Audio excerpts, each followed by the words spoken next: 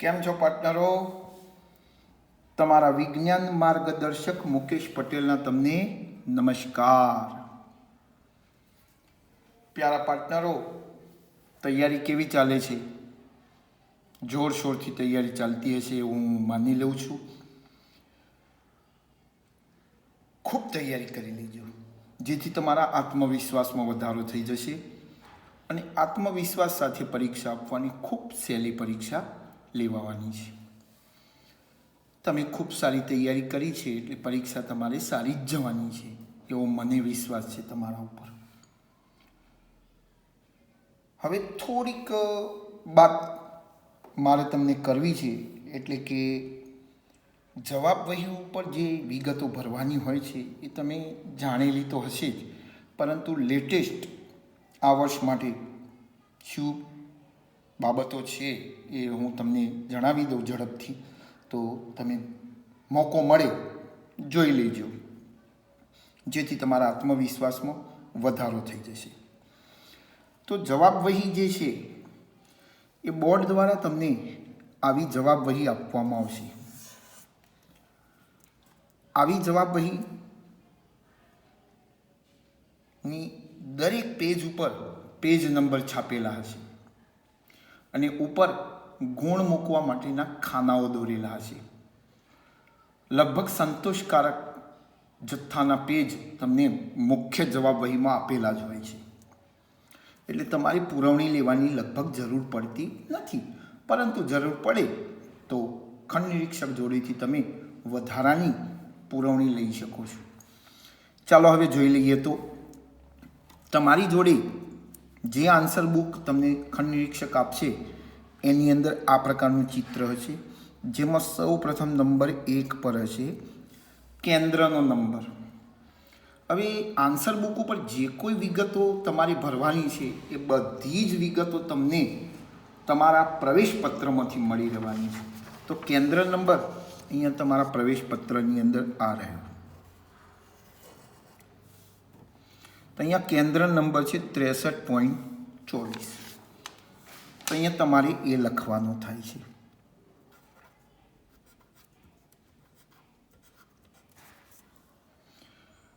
આપણે તમામ લખાણ બ્લુ બોલ પેનથી જ લખીશું.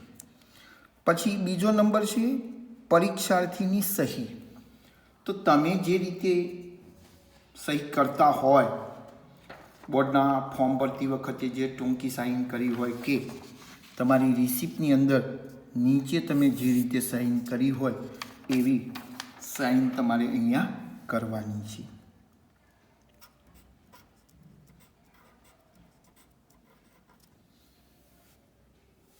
પછીનો ત્રીજા નંબરનો કોલમ છે બેઠક નંબર.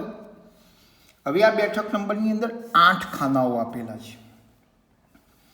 અહીંયા તમારી રિસિપ્ટની અંદર તમારો બેઠક નંબર ક્યાં છે? તો આ રહ્યો તમારો બેઠક નંબર, પરીક્ષાર્થીનો બેઠક નંબર.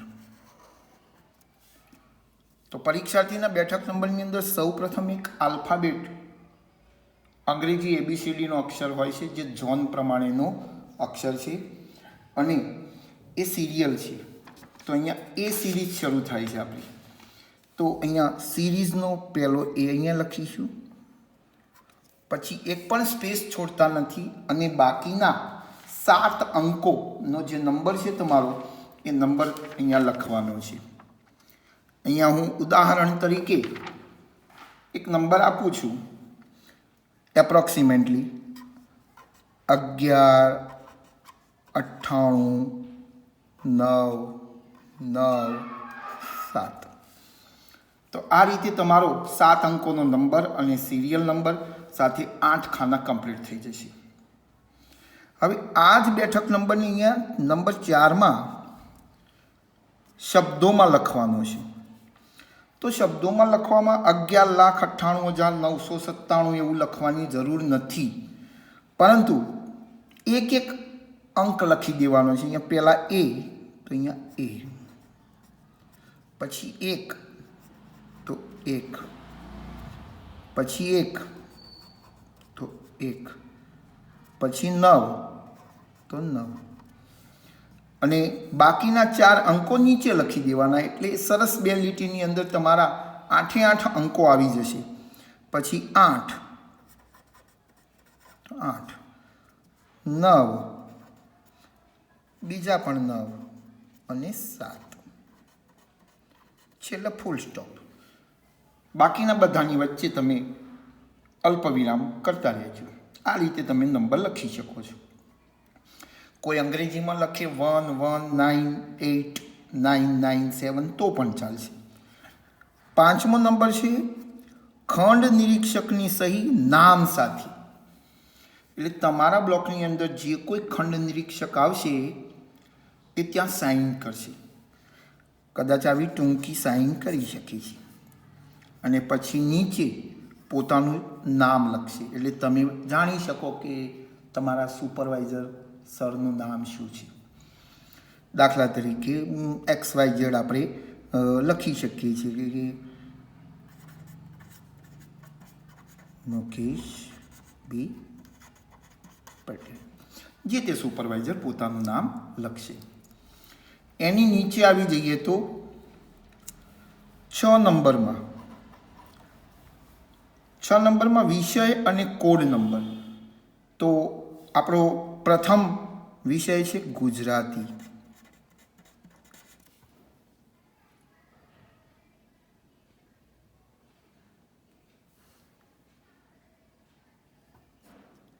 ફર્સ્ટ લેંગ્વેજ, જેનો કોડ નંબર છે 01.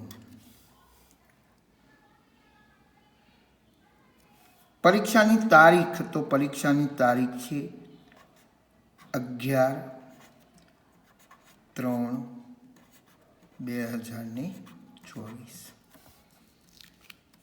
જવાબની ભાષા 7 નંબર અને અહીંયા 8 નંબર. જવાબની ભાષા છે ગુજરાતી. હવે જે આ નીચેનો પોર્શન જે છે એને આપણે બિલકુલ કંઈ જ કરવાનું નથી. એ ગુણ પ્રદાન યોજના છે, જેમાં પરીક્ષકો તમારું પેપર તપાસી અને ત્યાં ગુણ મૂકવાનું કામ કરશે. એટલે નીચેનો પોર્શન આપણા માટે નથી. હવે આ સ્પેસમાં આવી જાઓ. અહીંયા તમને ખંડ નિરીક્ષક દ્વારા આવું એક વ્હાઇટ કલરનું બારકોડ સ્ટીકર લગાવી આપવામાં આવશે. આ બારકોડ સ્ટીકરનો આ જે ભાગ છે એ બારકોડ ભાગ છે, જે ખુલ્લો રહેવો જોઈએ, જે સ્કેન થવાનો છે. તમારી માર્કશીટ બને એ વખતે તમારા ગુણ સ્કેન કરવા માટે આ વસ્તુ વપરાવાની છે. બાકીના પોર્શનમાં જોઈએ તો અહીંયા નંબર 1માં સેન્ટર, કેન્દ્રનો નંબર જે અહીંયા આપણે લખાયો છે એ છે. તમે જે બ્લોકમાં પરીક્ષા આપો છો એનો બ્લોક નંબર છે.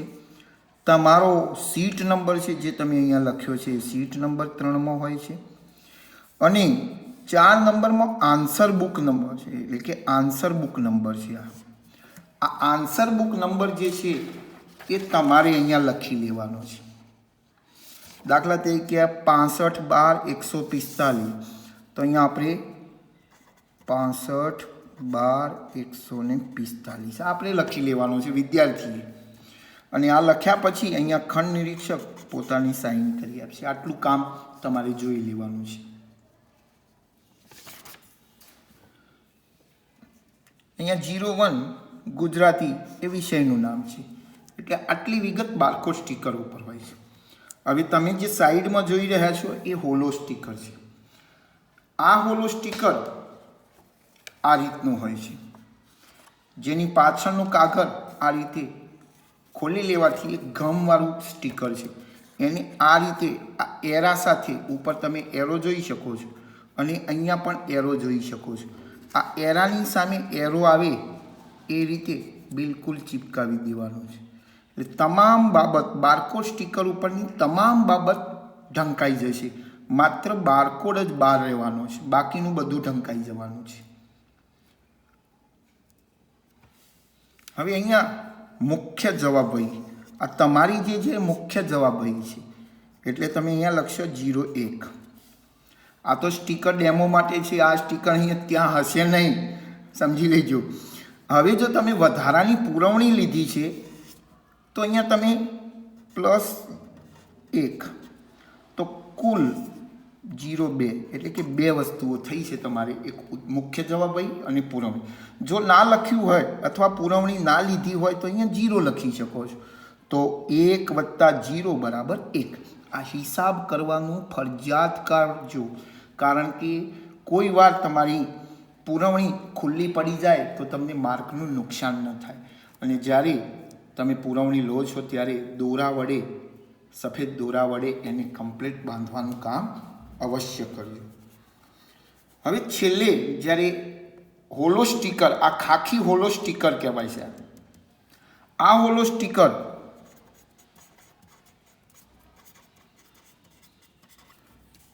પરીક્ષાના અંત સમયે લગાવવામાં આવે છે, એટલે સમજો ને પરીક્ષા પૂર્ણ થઈ જાય છે. હવે જવાબહીના દરેક પેજ ઉપર પેજ નંબર લખેલા હોય છે, એટલે તમે લખતા લખતા ધારો કે 15 પેજ સુધી પહોંચ્યા છો અને તમારું પેપર પૂર્ણ થઈ ગયું છે. હવે ઉત્તરવહી 20 પેજની છે, તો 5 પેજ કોરા રહ્યા છે. તો કોરા પેજ ઉપર તમે મોટી ચોકડી મારી દો, જો લખાયું નથી ત્યાં, આગળ પાછળ બંને જગ્યાએ. અને ખંડ નિરીક્ષક પરીક્ષાના અંતે તમને પૂછશે કે તમે કેટલા પેજ સુધી જવાબો લખ્યા છે. તો તમારે એ પેજ નંબર અથવા તો પેજની સંખ્યા તમારા ખંડ નિરીક્ષકને જણાવવાની થાય છે. એટલે તમે અંતે પેજ નંબર જોઈ લેજો કે કેટલા પેજ નંબર સુધી આપણે લખ્યું છે. તો આટલી ખૂબ મહત્ત્વની વાતો જે જરૂરી હતી એ મેં તમને કરી છે. હવે પરીક્ષાના અંતિમ તબક્કામાં છીએ, એટલે હવે હું તમને ડિસ્ટર્બ વચ્ચે નહીં કરું. અહીંયા આપણે લગભગ તમામ બાબતો તમારી સામે રજૂ કરી દીધી છે. અહીંયા આ વર્ષ આપણું પૂર્ણ થઈ ગયું છે. હવે આપણે નવા કોઈ પણ વિડીયો તમારી સામે મૂકીએ અને તમારો સમય બગાડીશું નહીં. પરીક્ષા માટે સર્વે વિદ્યાર્થી ભાઈ બહેનોને ઓલ ધ બેસ્ટ. ખૂબ આત્મવિશ્વાસથી અને ખૂબ જ સરળથી અને ખૂબ જ આનંદમય પરીક્ષા આપજો. My blessing is always with you. હવે વિજ્ઞાનનું પેપર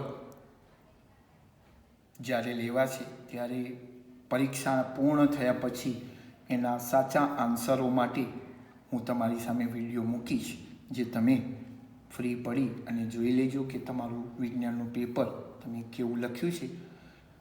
બાકી તો પછી આપણું આ વર્ષ પૂર્ણ થયું છે. હું તમને આજે આ વિડીયો લેક્ચરની સિરીઝમાંથી આ વર્ષ પૂરતા રજા આપું છું. ચાલો ફરી મળીશું નેક્સ્ટ વિડીયોમાં પરીક્ષા વિજ્ઞાનના પેપર પછી.